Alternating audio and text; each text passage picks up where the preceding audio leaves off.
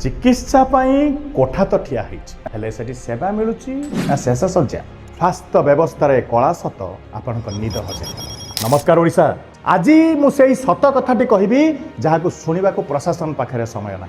आम राज्य में छतु फुटिला भाया मेडिकल कॉलेज तो खोलीगला, चकचकिया कोठा तो छिड़ा होगला, किंतु प्रश्न उठुची से पढ़ेबा टीचर्स अच्छा तो आ पढ़ुवा पिला मान केते कौन जानते एमएस एवं एमडी भली उच्च शिक्षा रे माइनस मार्क रखुवा पिला भी एडमिशन मिलूची। जदि डाक्तर ही अयोग्य तेबे रोगीर भविष्य कौन?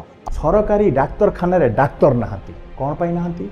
कारण अधिकांश अभिज्ञ डाक्तर सरकारी चाकरी छाड़ी बड़ बड़ कॉर्पोरेट हॉस्पिटल रे मोटा अंकर दरमारे बिक्री हो जाउछंती। आ सरकारी मेडिकल रे रोगी को सेवा करूछंती किए? से जूनियर डाक्तर बा शेष वर्षर छात्र छात्री। जेउठी विशेषज्ञ रहिबा कथा सेठी आज अभिज्ञतार शून्यता। एबे आसंतु स्वास्थ्य कार्ड कथा को।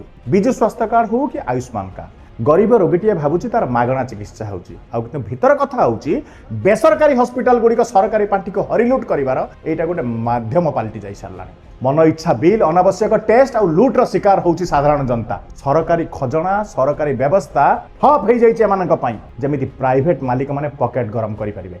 पुराना मेडिकल कॉलेज अध्यापक माने नुआ कॉलेज को केवल उपस्थान पकेबा को जाउछंती। प्रैक्टिकल ज्ञान शून्य, पाठपढ़ा विपर्यस्त, एमिति ढांचा रे तैयारी होतिबा डाक्तर आगु को की प्रकार सेवा देबे? एटा कौन स्वास्थ्य सेवा ना जीवन सहित खेल? ए भिडियो को एते शेयर करंतु मुख्यमंत्री मोहन चरण माझी कान रे कथा पड़ू। स्वास्थ्य विभाग कला चिठा उपरे किछि पदक्षेप नौ।